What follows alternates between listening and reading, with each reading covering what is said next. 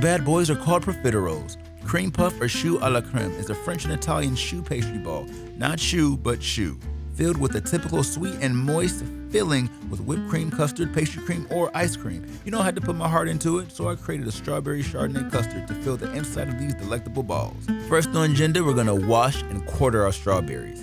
Usually I use Trader Joe's Veggie Wash here, but if you have another one that washes fruits and veggies, you can do that too.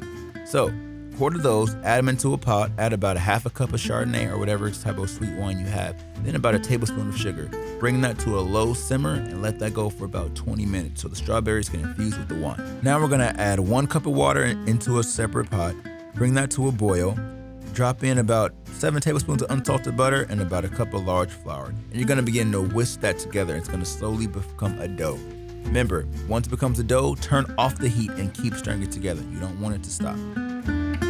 Once your dough is formed, you're gonna take it off the heat and you're gonna slowly begin to add 4 eggs at room temperature. Not all together, but 1 at a time. And stir it all together after each one to make sure your eggs do not cook. You're gonna put your oven to 420 degrees. While that's preheating, you're gonna begin to put your dough into a piping bag. Here, I have a nice piping bag with a medium-sized tip. I'm gonna use that and break these little balls to life. With your piping bag, you're gonna pipe 2 teaspoon blobs and at least have each one 5 centimeters apart. Once your tray is done, you're gonna wet your finger with water, pat down any peaks that forms domes for nice round balls. You're gonna take the 2 trays and bake them for 15 minutes, switching the trays halfway through. Remove from the oven and reduce the heat to 180 degrees, and they should be crispy enough that they will be pierced, but they won't collapse. If not, then just return them to the oven for about 3 to 5 more minutes. When you take them out, pierce the balls with a knife and return the oven for 5 to 7 minutes until they're golden and crispy. This will dry out the insides. A cream filling with basically heavy cream. You're gonna use 2 cups of heavy whipping cream, 1/4 of white sugar, and 1 teaspoon of vanilla extract. Place into a bowl and whip with an electric beater or a stand mixer if you have one until you got those nice firm peaks. Peeps, not peeps. Peaks, I'm sorry. Then you're gonna transfer it into another piping bag and just fill out the profiteroles like that. And boom. Now on to our chocolate sauce. Look, with this sauce, it's simple.